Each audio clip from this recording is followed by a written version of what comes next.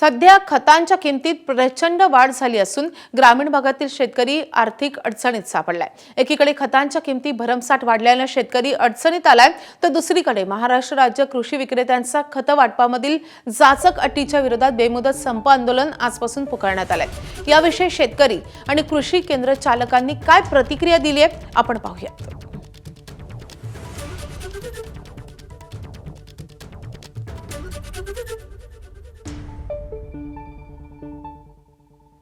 फर्टिलायझरचे मागच्या वर्षीपेक्षा ह्या वर्षी 700 ते 1200 रुपयापर्यंत रेट वाढल्यामुळे शेतकऱ्याला परवडण्याची झाली आहे।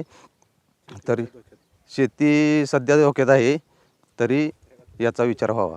आता सध्या शेतकऱ्याला जे फर्टिलायझरची खतं मिळत होती पूर्वी, त्या खतात या 2 वर्षात प्रत्येक पोत्यापाठीमागे 700 ते 800 रुपयाने रेट वाढलेला आहे, तरी ती न परवडणारी गोष्ट झालेली आहे। डीलर्स असोसिएशन, महाराष्ट्र राज्य डीलर्स असोसिएशनतर्फे बेमुदत संपाची घोषणा केलेली आहे।